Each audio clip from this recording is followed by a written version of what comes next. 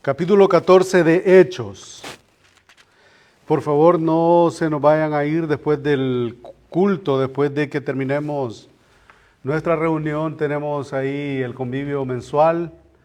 Hay alimentos para todos, hay convivio para todos, hay comunión para todos. Y es bueno y es saludable habitar los hermanos juntos en armonía. Así que vamos a estar ahí después del culto. Y Hechos capítulo 14. Vamos a ponernos de pie, vamos a buscar, vamos a estar ahí. Vamos a leer del versículo 1 al versículo 7 en esta tarde. Y dice así la palabra del Señor. Aconteció en Iconio que entraron juntos en la sinagoga de los judíos y hablaron de tal manera que creyó una gran multitud de judíos, asimismo de griegos. Mas los judíos mas los judíos que no creían, excitaron y corrompieron los ánimos de los gentiles contra ¿quién? Contra los hermanos. Eran dos hermanos. Contra los hermanos. Por tanto, se detuvieron ahí mucho tiempo, hablando con denuedo, confiados en el Señor, el cual daba testimonio a la palabra de su gracia, concediendo que se hiciesen por las manos de ellos señales y prodigios. Y la gente de la ciudad estaba dividida. Unos estaban con los judíos y otros con los apóstoles. Pero cuando los judíos y los gentiles, juntamente con sus gobernadores, se lanzaron a afrentarlos y a apedrearlos, habiéndolo sabido, huyeron a Listra y Derbe, ciudades de Licaonia, y a toda la región circunvecina, y ahí predicaban el evangelio. Padre bendito, te damos la gloria y la honra, Señor, porque te manifiestas a través de tu palabra y ella es suficiente para nosotros. Al estudiar, Señor, la doctrina de tu revelación, nosotros entendemos que no necesitamos más. Ya el canon está cerrado. Lo que tú querías decirnos ya lo dijiste.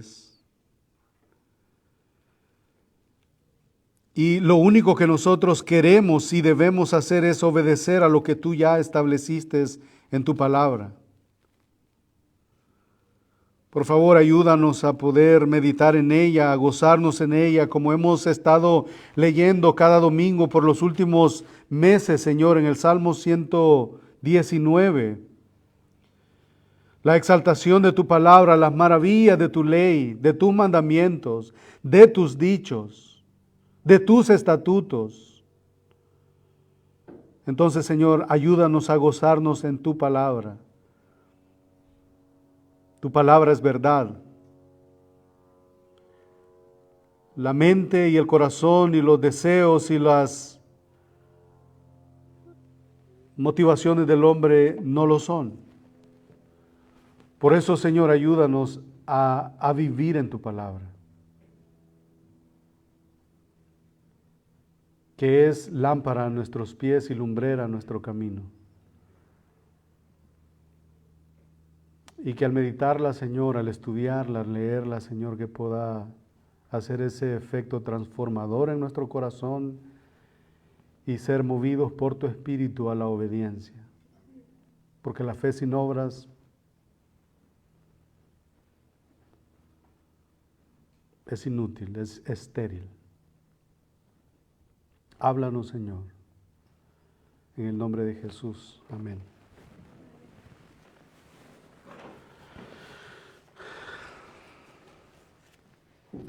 Cuando nosotros vamos a aplicar a un trabajo, ese trabajo va a tener ciertas cualificaciones que hay que cumplir. Usted llega a un taller de mecánica y lo que el jefe de ese lugar va a esperar es que usted sepa usar una llave. Si alguien va a buscar un empleo en una oficina, lo menos o lo que el jefe espera es de que usted sea hábil en los conocimientos adquiridos, cómo trabajar en una oficina, en una computadora o cosas por el estilo. Si usted llega a un lugar en donde construyen casas, lo que el jefe va a esperar, pues que por lo menos sepamos usar un martillo o cosas parecidas. Y una de las cosas que nos enseña este texto en esta tarde es de que estos dos hombres que nosotros, de los cuales ya venimos semanas refiriéndonos, tienen ciertas cualificaciones, tienen ciertos dones, tienen ciertas cualidades.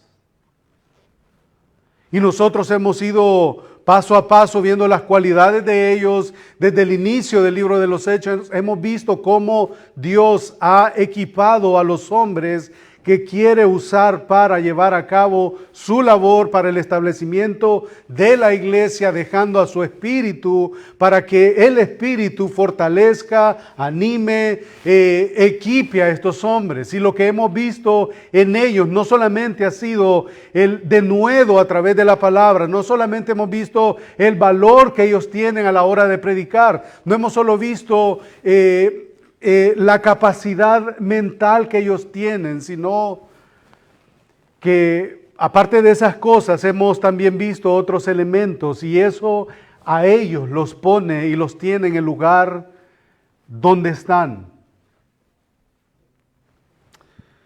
En el capítulo 13 nosotros iniciamos viendo, y no vamos a ir, pero solamente para como cerramos el capítulo 13, mire lo que ellos hacían.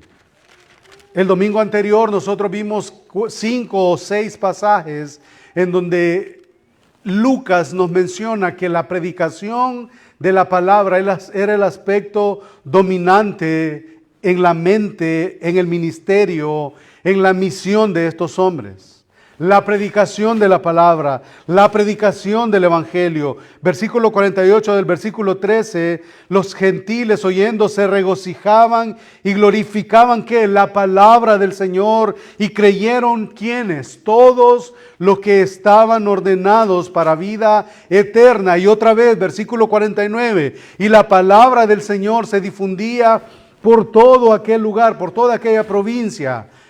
Y ahí está, pero los judíos instigaron a mujeres piadosas y distinguidas y a los principales de la ciudad, y levantaron persecución contra Pablo y Bernabé y los expulsaron de sus límites. Entonces estos hombres, como entendían todo lo que era su tradición, y una de las cosas que ellos hacían es cuando resentían el rechazo, lo hicieron, y ellos entonces, sacudiendo contra ellos el polvo de sus pies, llegaron a Iconio, y en Iconio es donde nosotros estamos aterrizando en esta tarde. Pero hay algo más, versículo 42. Todo ese revuelo que causa la predicación del evangelio, todas esas cosas que el evangelio, la predicación, el valor de estos hombres está causando, no se queda ahí. En el versículo 52, cuando alguien cree en Cristo, cuando alguien cree el evangelio, cuando alguien se rinde a los pies del Señor, algo sucede. Algo sucede. Y los discípulos estaban llenos de gozo y del Espíritu Santo por la predicación de la palabra. Acá tenemos a dos hombres, Pablo y Bernabé. Nos acercamos y el capítulo 14 trata sobre Pablo y Bernabé, que fueron a Iconio. Fueron a Listra y a Derbe, y en todo ese ir y venir en el que ellos estuvieron, y mientras lo hacían, Ellos estaban predicando el Evangelio, pero que a medida que ellos están predicando el Evangelio, siempre el mensaje, obviamente el Señor lo hace avanzar por un lado, pero por el otro lado está atrayendo dificultades. Este mensaje está inquietando a otros, está creando problemas. Y en el flujo de esta narrativa exhiben cualidades con respecto al servicio misionero. Y esas cualidades hacen que su servicio misionero sea efectivo. Y en estos versículos hablan de estas cualidades que hicieron que estos hombres fueran tan efectivos en su labor como predicadores, como misioneros. De manera que el mensaje de ellos, el impacto que ellos tienen causa la atención, llama la atención de los opositores. De otra manera no lo hiciera, es irrelevante. ¿Qué hacen? Bueno, andan ahí hablando. Bueno, ¿qué están causando entre la gente? Pues no pasa nada. Van, vienen, entran, salen, son irrelevantes. Pero como es el mensaje irrelevante, ahí está el problema, la oposición. Y acá tenemos a dos hombres que simplemente exhibieron estas cualidades en la acción, en la labor de su vida. Y mi deseo en esta tarde, amada iglesia, es que a través de ellos, del ejemplo de estos hombres, como iglesia seamos movidos a imitar las cualidades de ellos y a evaluarnos qué tan lejos o qué tan cerca nosotros estamos de estas realidades. Y que junto con eso, que sea de ánimo y de exhortación para cada uno de nosotros. Ese es mi deseo. Entonces, este no es un capítulo en el que Pablo o Lucas está escribiendo de lo que Pablo y Bernabé estaban haciendo. Llegaban a cada iglesia y ellos con su boca vociferaban palabras como aquellas que nosotros hemos escuchado. 8 pasos para un ministerio exitoso. O 20 cualidades para un verdadero, no sé qué, líder. O todas. Ellos no dijeron nada, solo llegan y hacen las cosas. Su ejemplo, su trabajo, su labor habló sin palabras. Este es un capítulo en el que Pablo simplemente expone estas cualidades sin decir una sola palabra, sin anunciarse, sin promoverse. Y podemos verlo simplemente saltando y yendo una y otra vez al texto y vamos a ver que ellos no se anunciaron, ellos hicieron. Y aquí lo vemos en la práctica, no solamente hablando de eso, sino haciéndolo. Pero veamos las cualidades de las cuales yo les quiero animar a que juntos, incluido su servidor, podamos meditar en ellos. Y la primera cualidad que ese ministerio puede hacerse efectivo, y a veces pensamos que ministerio solamente tiene que ver con la labor de la predicación, o que tiene que ver solamente con la labor misionera, o que tiene que ver solamente con la labor de los que dirigen cantos, o que tiene que ver solo con la labor que enseñan a los niños. No, es cuando el Señor nos salva, deposita dones a los hombres, a cada uno. Y lo primero que vemos, la primera cualidad que hace un servicio efectivo y que hace un testimonio cristiano efectivo, es el ministerio de los dones espirituales. Y cuando decimos dones espirituales, no sé, tal vez alguien que nos está escuchando o alguien aquí podría hacer o podría pensar en aquellos dones extraordinarios que conocemos.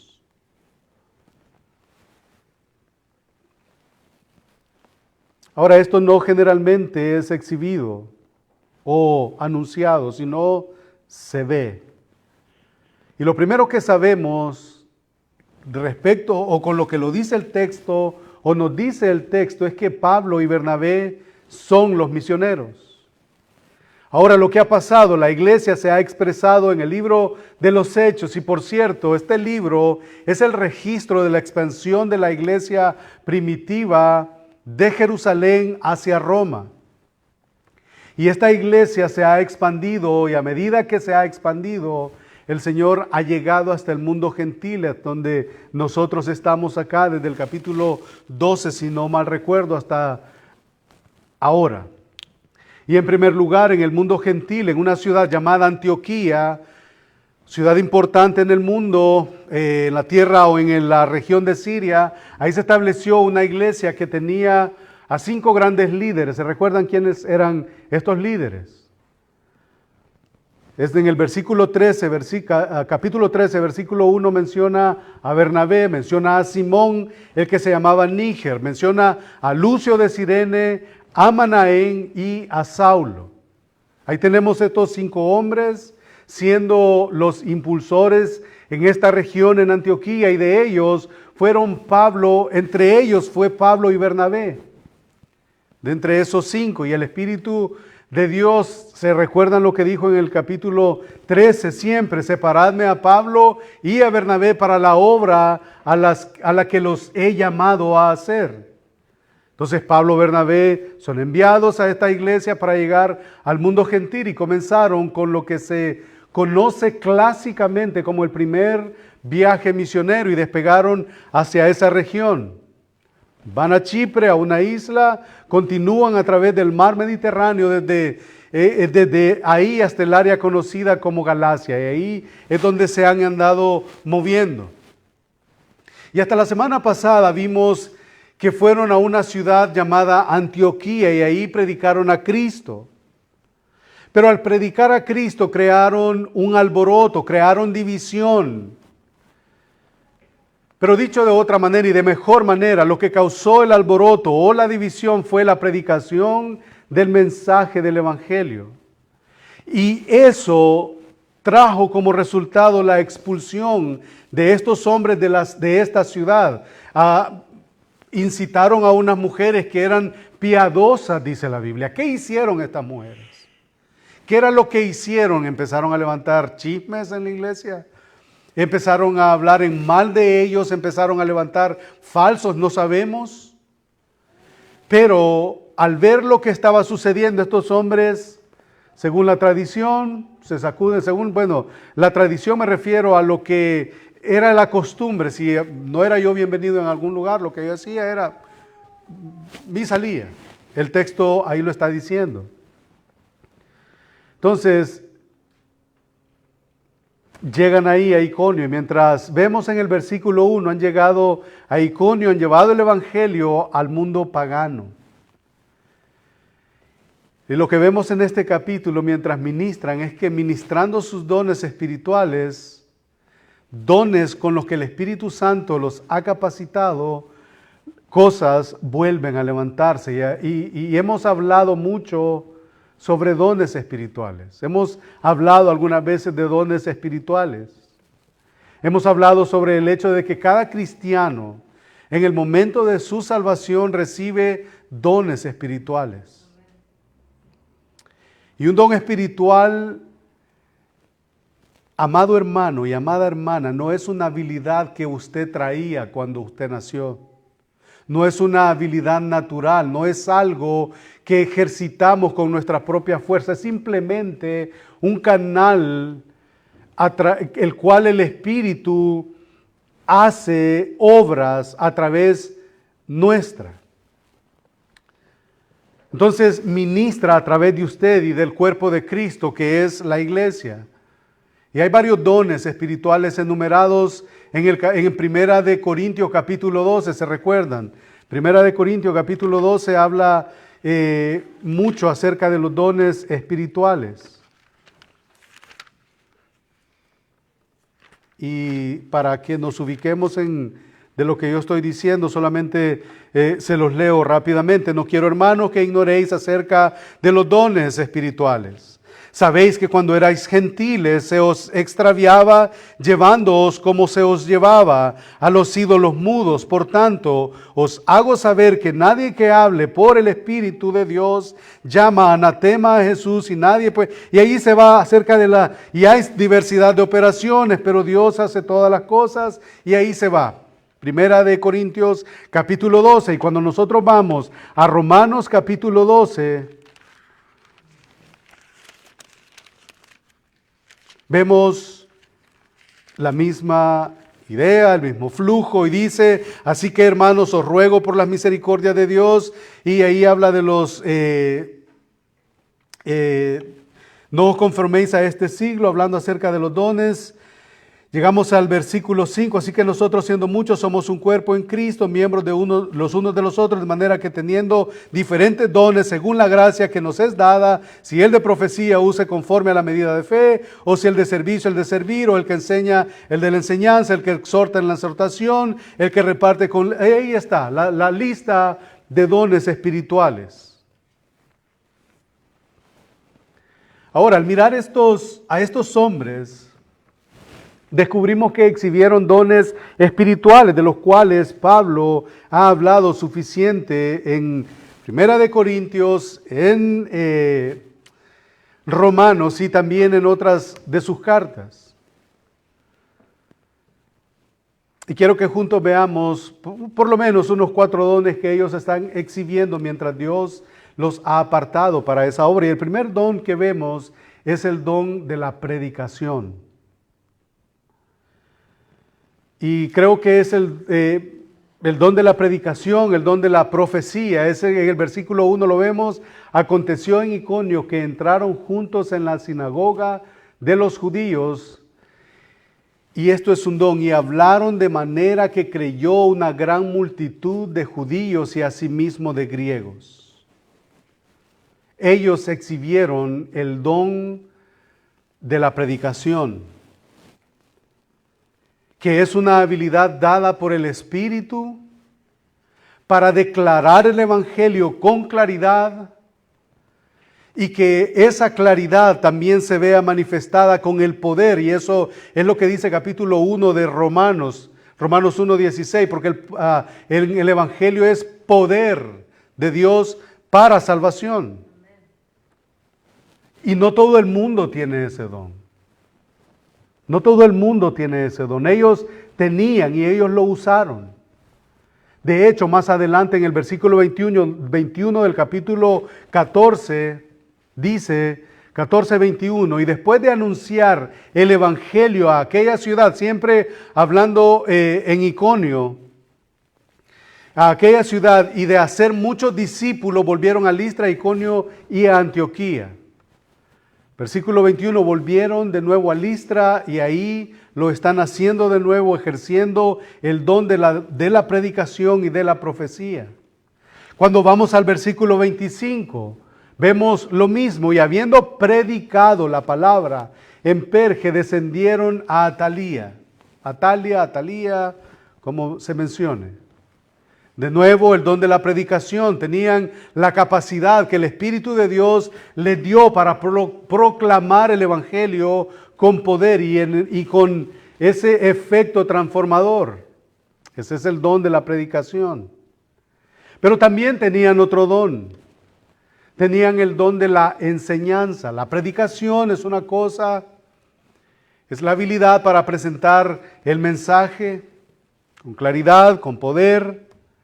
Pero ellos también tenían otro don, el don de la enseñanza. Y si nos fijamos en el versículo 21 y 22, de nuevo dice, después de anunciar el evangelio a aquella ciudad y hacer muchos discípulos, volvieron a Listra, Iconio y Antioquía, confirmando los ánimos de los discípulos, exhortándoles a que permaneciesen en la fe. Ahí está el don de la enseñanza. Eso ya tiene que ver con algo más cercano, paso a paso.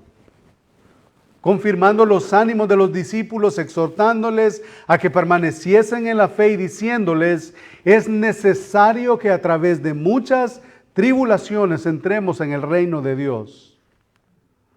Entonces, cuando habían predicado el Evangelio en esa ciudad, la única manera de confirmar a alguien es establecerlo en la doctrina de las Escrituras. ¿Cómo nosotros conocemos que alguien ha venido a Cristo? Bueno, porque está o ha entrado en una novedad de vida, pero ¿qué es lo que ha hecho que esta persona entre en novedad de vida? Eso es el mensaje del Evangelio, la enseñanza que recibe. Así que exhibieron de nuevo el don de la enseñanza, el don de la predicación y el don de la enseñanza hasta este punto. En tercer lugar, tenían otro don y creo que va con el liderazgo espiritual.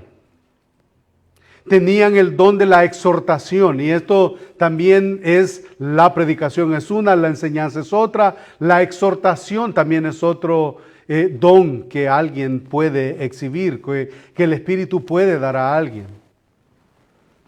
Y el don de la exhortación es justo lo que dice, es exhortar a la gente y a veces se puede exhibir públicamente el don de la exhortación o a veces se puede hacer de manera individual, por ejemplo, en una consejería. Pero es la capacidad de alentar a alguien a seguir un cierto curso de acción con la intención de ayudar a alguien en sus dificultades, a que salga tal vez de algún desánimo, tal vez de algún problema, no sé, matrimonial y este tipo de cosas. Entonces, como primer don, la predicación del Evangelio. El segundo, enseñarían la doctrina, o sea, la enseñanza. Luego alentarían a la gente a través de la exhortación. Y estos tres regalos pertenecían a estos hombres. Eso es lo que vemos en el texto. El versículo 22 dice, confirmando las almas de los discípulos, dice otra traducción, y exhortándolos a continuar en la fe y que por mucha tribulación debemos entrar en el reino de Dios. Ese es el don de la exhortación y tenían otro don. Siempre ahí en los 7 versículos que acabamos de leer. Ellos tenían la capacidad de administrar en la iglesia y no me refiero a la administración monetaria, a la administración económica, sino que ellos conocían a la iglesia, conocían a los hermanos y ¿qué era lo que hacían? Establecían ancianos en cada iglesia. Ese tenía el don de la administración, dice la Biblia, que es la capacidad de juntar las piezas, de ver los dones de otros para que las cosas funcionen, para que la iglesia camine. El versículo 23 dice, y constituyeron ancianos en cada iglesia, y habiendo orado con ayunos, los encomendaron al Señor en quien habían creído. Entonces todo en conjunto están presentando lo que nosotros ahora conocemos como los dones espirituales, dones ordinarios, por decirlo así. Entonces regresaron después de pasar de estas ciudades y organizaron a la iglesia en cada ciudad que ellos estuvieron. Ese es el don de la administración. ¿Cómo alguien sabe qué don tiene si no, digamos, hay alguien que esté en esa supervisión, en esas pláticas, en esos diálogos? Y en esos diálogos usted descubre cuáles son las capacidades de cada uno. Y ellos tenían eso, el don de la administración, y ellos van por cada ciudad y establecen ancianos en cada lugar que ellos van. Entonces les dio los dones de la predicación, les dio los dones de la enseñanza, los dones de la exhortación y la administración. Esos dones solamente pueden nacer de una voluntad divina. Porque cuando nacen de una voluntad humana, tarde que temprano se van a ver truncados. Si nacen de un deseo humano, tarde que temprano, eso va a hacerse evidente. Ciertamente y definitivamente, esos dones necesarios son dones necesarios para que el pastor, para que el maestro, para que el evangelista declaren el evangelio, enseñen doctrina, animen a la gente a seguirla y que se organicen para un funcionamiento efectivo dentro del cuerpo de Cristo. Esa es la labor. Y esos son los dones de liderazgo y los exhiben aquí.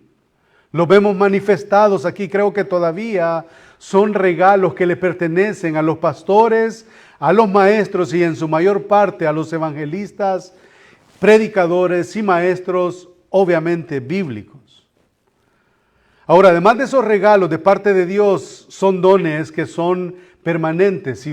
Si alguien tiene un llamado al servicio de la enseñanza de los niños, pues pueda que ese sea algo con lo que esta persona va a enfrentar el día de su muerte o va a recibir al Señor todavía en ese paso.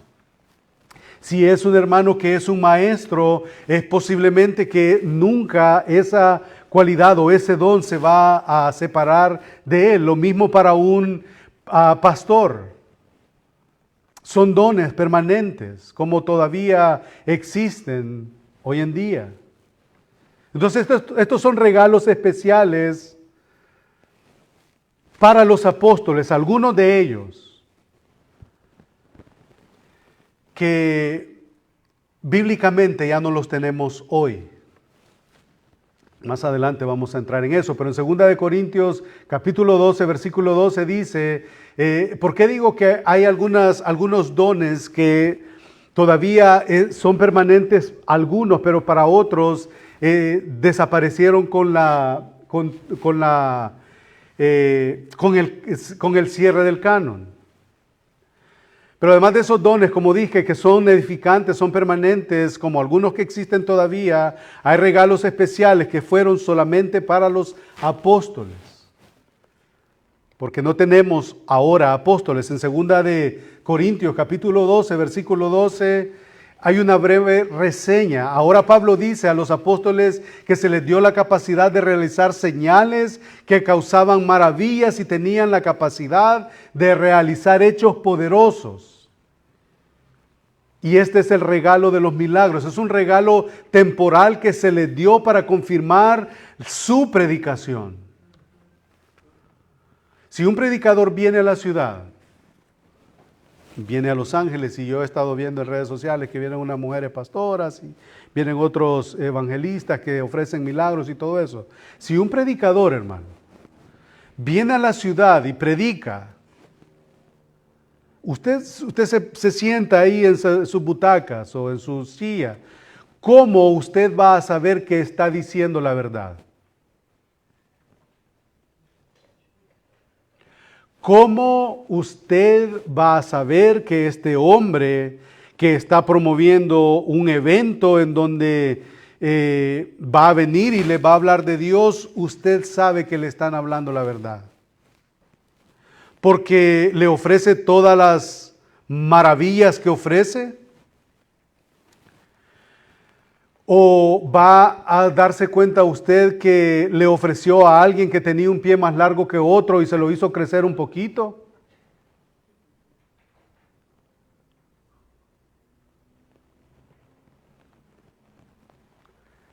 Porque ofrece levantar a los muertos. Les aseguro que si ese fuera el caso de alguien que se anuncia, ese lugar se abarrota. Ese lugar se llena. Y no solamente se llena, y lo llenan y ofrecen eso, ¿sabe por qué? Porque eso vende. Eso vende. Invite usted a un tío, a un hermano, a un primo, mira, vamos, ahí estamos estudiando hechos, pues estamos tratando de exponer hechos y Yo creí que era otra cosa, ya no regresa. Yo creí que era otra cosa. Entonces, así Dios adjuntó a la evidencia sobrenatural de los apóstoles. Esa era la confirmación que Dios dio como una evidencia de que Él era el Hijo de Dios. Y así la Escritura se convierte en la confirmación para nosotros hoy mientras que los milagros fueron la confirmación en el día de antes de que se completara la Escritura. Cuando los apóstoles vinieron a la congregación de que los hebreos formaban parte, para dar un poquito de trasfondo o de base de lo que yo estoy diciendo, los apóstoles vinieron a la congregación de los hebreos, de las cuales formaban parte. Se escribió la carta a los hebreos, y en Hebreos capítulo 2, versículo 3, mire cómo dice: ¿cómo escaparemos nosotros si descuidamos una salvación tan grande, la cual, habiendo sido anunciada, esa salvación fue anunciada ahí, la cual, habiendo sido anunciada primeramente por el Señor, se nos fue confirmada por los que oyeron, testificando Dios juntamente con ellos? Eso era la confirmación de ellos, con señales y prodigios y diversos milagros y repartimientos del Espíritu Santo según su voluntad. Ahí hay un contexto que yo no puedo separar del mensaje. Cuando el Evangelio fue predicado en los primeros días, hubo ciertos dones especiales dados a estos hombres para que pudieran confirmar, para que pudieran tener la certeza, los oyentes, de que su mensaje era verdad. Y que el mensaje pudiera ser creíble, ya que fue acomodado por un milagro sobrenatural. Eso era la evidencia de un enviado de Dios. Así que en la época apostólica no solo tenían estos tipos de regalos temporales o permanentes para ellos, sino que estos regalos eran edificantes, siempre para el contexto y orientados. ¿Cuál era la intención que tenían estas obras portentosas? Estudiando un poquito acerca de esto, créanme, me he metido un poquito porque no quiero yo ser un necio o actuar como un necio o creer como un necio. Pero cuando nosotros hablamos de milagros, mayormente en la traducción de la Biblia, de la Reina Valera 60, utiliza la palabra milagros, pero la palabra milagros en el original no existe. Lo que existe son maravillas, prodigios, estos hechos portentosos. Porque sé que es un tema un poquito pues, de ánimo para nosotros, pero a veces puede tornarse un poquito confuso. Entonces, estos dones fueron temporales para ellos. Dice el versículo ahí que acabamos de leer, que era una confirmación, nos fue confirmada por los que oyeron, testificando Dios juntamente con ellos con señales y prodigios y diversos milagros. Esas eran maravillas que se hacían y repartimientos del Espíritu Santo según su voluntad.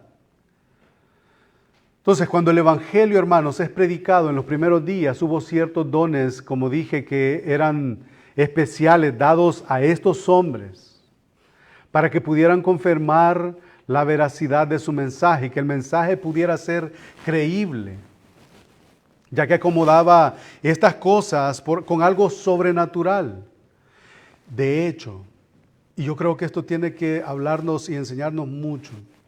Los milagros o estas obras sobrenaturales no tienen nada que ver solamente con la era apostólica. Era Dios mostrándose con su pueblo desde el Antiguo Testamento y ahora en el Nuevo Testamento. Por ejemplo, cuando nosotros vamos a Moisés, ¿qué sucedió con Moisés? No que él estaba ahí, que sí, que no voy. ¿Y que le dijo? Yo te mando, mete tu mano en tu pecho. ¿Y qué pasó? Saca tu mano. Y cuando saca la mano, no es cierto que sale la mano podrida. Y no es cierto que otra vez le dice, mete tu mano, y otra vez mete la mano, y otra vez la vuelve a sacar y la mano no tiene nada.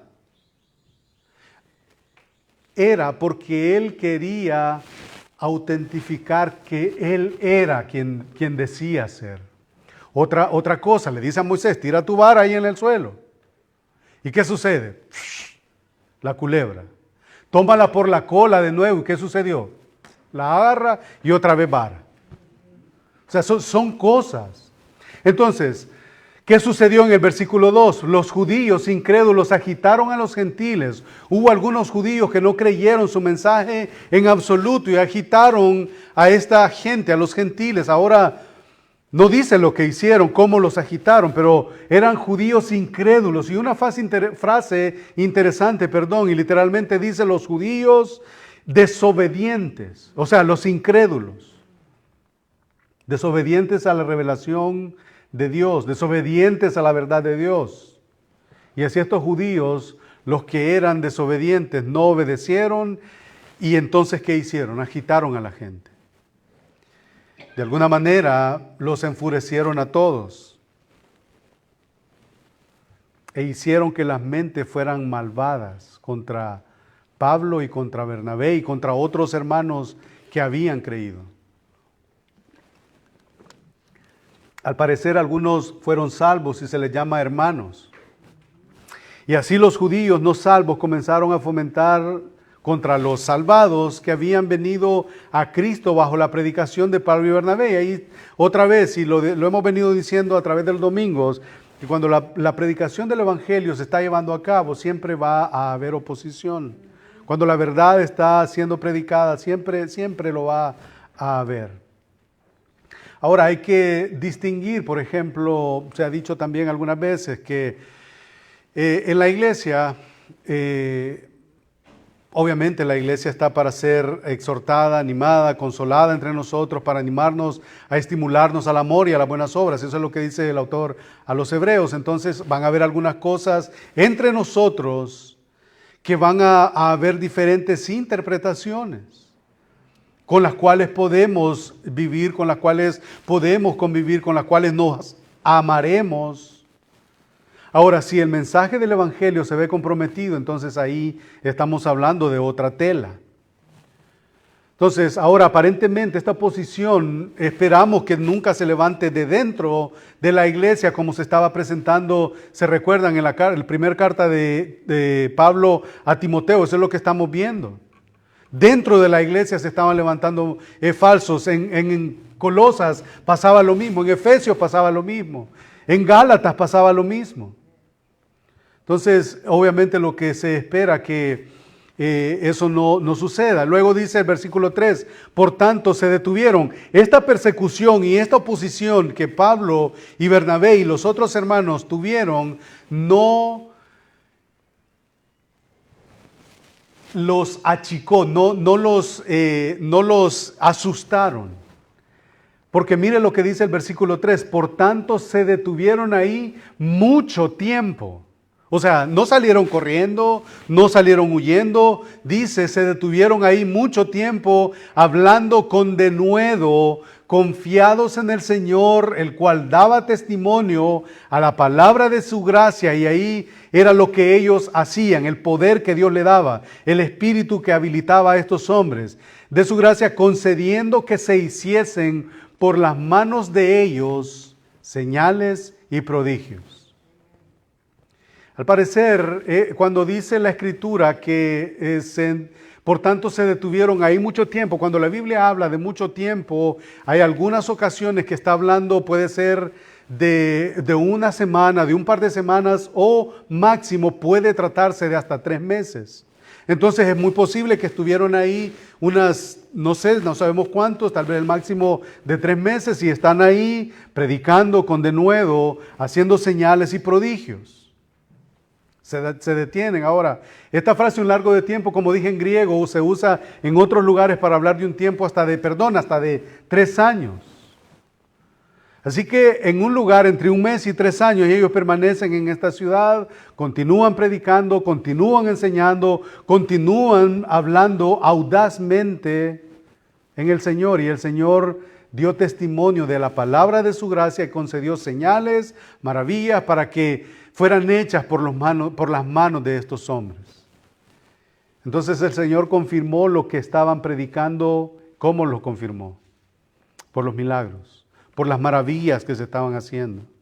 Así que se quedaron mucho tiempo ahí y la cosa siguió ardiendo para ellos. Ahora, en la palabra que está en nuestro punto aquí, la palabra con denuedo. Esa es una palabra muy importante para nosotros como iglesia, para usted como alguien que enseña, para usted que comparte el Evangelio, con audacia, con denuedo. Sabían que en contra de estos hermanos se estaba gestando el resentimiento, se estaba gestando un odio, se estaba gestando o se estaba confabulando una persecución nueva.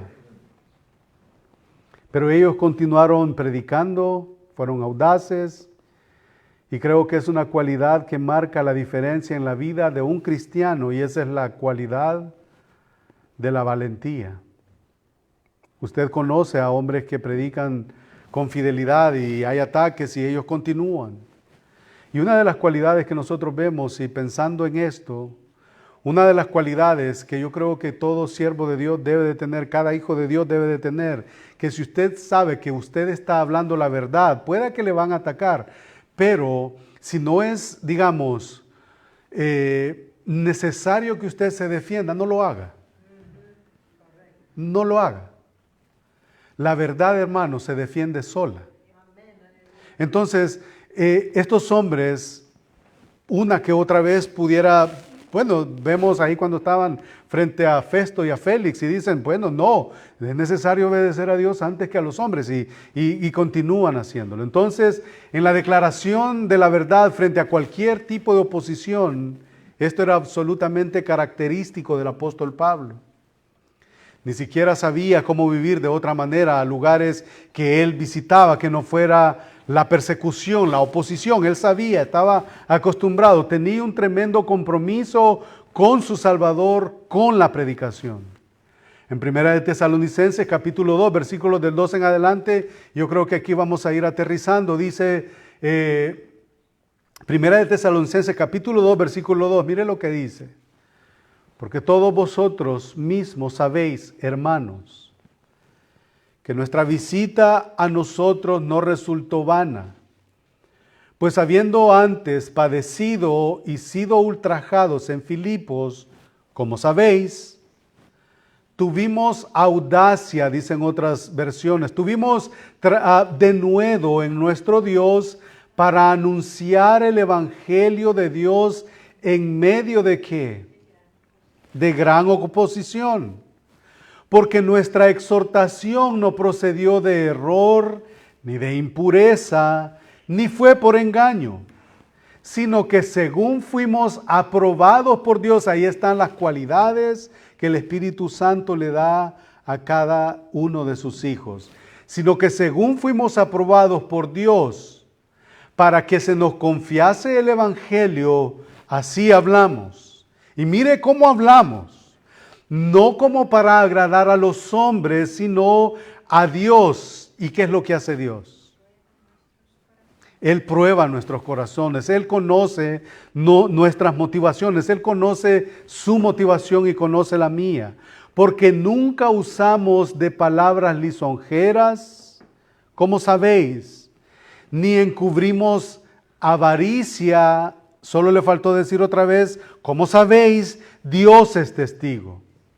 Ni buscamos gloria de los hombres, ni siquiera de vosotros, ni de otros, aunque podíamos seros carga como apóstoles de Cristo. Antes fuimos tiernos entre vosotros como la nodriza que cuida con ternura a sus propios hijos. Versículo 8 del capítulo 2 de Segunda de Tesalonicenses. Tan grande es nuestro afecto por vosotros que hubiéramos querido entregaros no solamente el Evangelio de Dios, sino también nuestras propias vidas, porque habéis llegado a sernos muy queridos. Este hombre destilaba valor. Este hombre transpiraba amor y creo que debe de ser de mucho ánimo para nosotros. Ahora regresando para concluir, ¿qué era el primer aspecto que decíamos? Que Dios les había dado el don de la predicación, el don de la enseñanza, el don de la exhortación y el don de cómo manejar las cosas, cómo ver los dones en otros hermanos. Como dije temprano, cuando Dios salva a alguien, y yo esperaría que sea el caso de los que estamos congregados en esta tarde, que cada uno le pida a Dios, Señor, te quiero servir, ¿cómo lo puedo hacer? Porque Dios no salva a alguien y lo deja en el mismo estado en el que lo encuentra. Algo. Ellos tuvieron el don de la predicación, como ya mencioné los 4 puntos. No todos van a ser predicadores, no todos van a ser maestros, no todos van a ser evangelistas, pero ciertamente Dios nos ha dado capacidades y esas capacidades vayamos al Señor y oremos y roguemos que Él se muestre para nosotros. Porque una de las cosas que nosotros al final de todo esto que nosotros llamamos, no sé, sociedad, vida, va a llegar a un punto final. Y en ese punto final cada uno de nosotros va a rendir cuentas por lo bueno y lo malo que hicimos. Y obviamente un don espiritual no tiene nada que ver con la maldad, no tiene nada que ver con lo malo, son solamente regalos inmerecidos que Dios da para que nosotros los pongamos en operación para el crecimiento, para el beneficio de su iglesia. Que el Señor nos ayude, hermanos amados, a que esta pequeña porción sea de ánimo para nosotros, que sea de aliento para nosotros. Y de que esa misma valentía y ese mismo valor y ese mismo amor pueda también ser una marca que nos distinga a nosotros. ¿Cómo queremos ser conocidos? ¿Cómo va a ser recordado el hermano Héctor cuando él ya no esté acá? ¿Cómo va a ser recordada la hermana tal? ¿Cómo va a ser recordado el hermano fulano?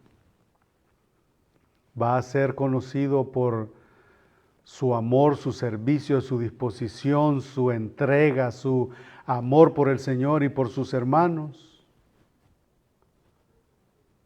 Y de la misma manera la hermana tal será el caso. Roguemos al Señor porque si Él se lo concedió a otros, nos lo puede conceder a nosotros. Oramos. Padre bendito,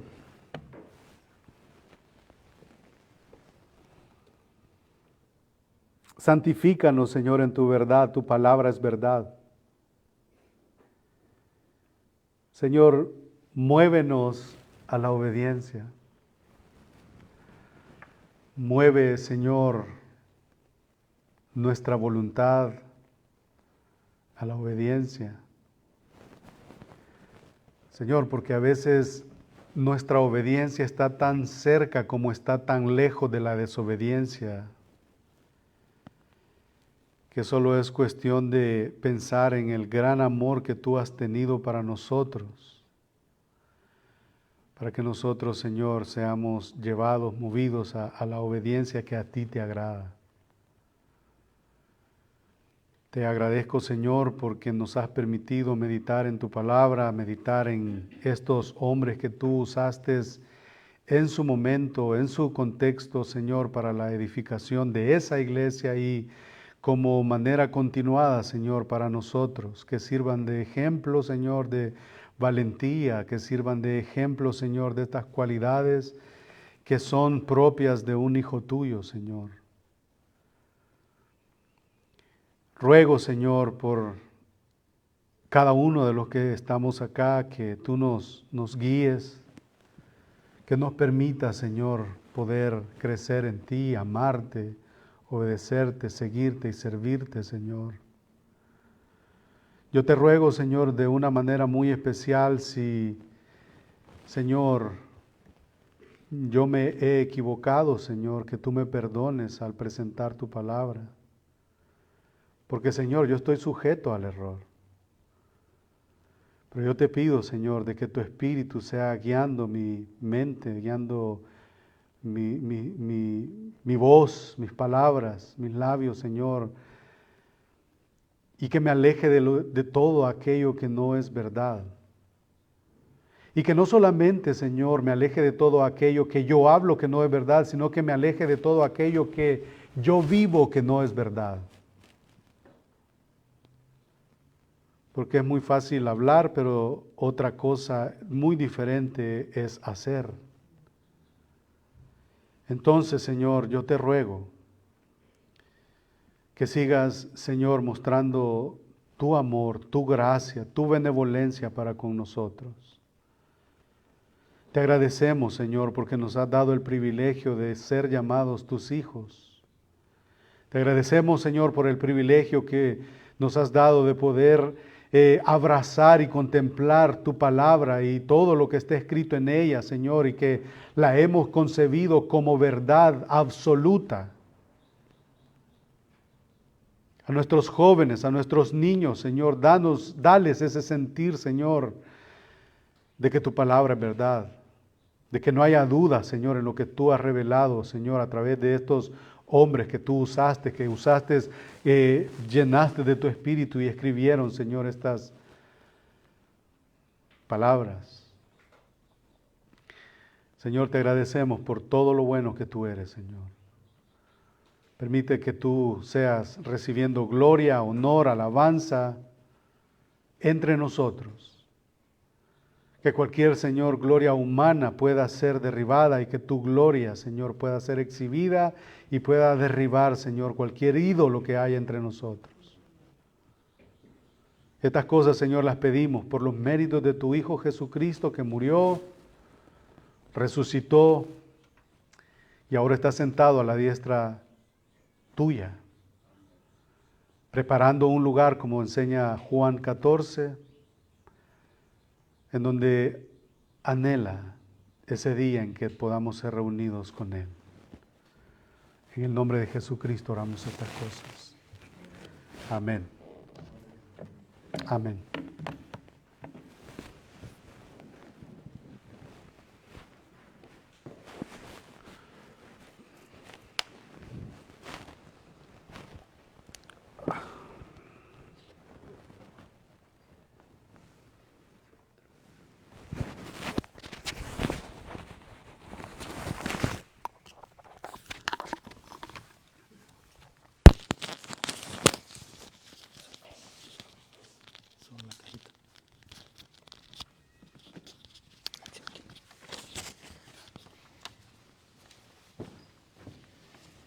Bueno, le damos gracias a Dios por haber escuchado una vez más la porción de su palabra.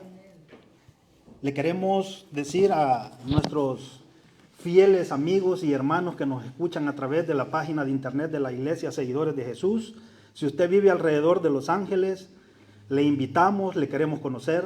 Estamos ubicados en el 1049 West de la 149 Street de La Gardina, California. Así que, hermanos, está cordialmente invitado, quisiéramos conocerle. Que Dios les bendiga y que la palabra sea de provecho para cada uno de ustedes. Amén.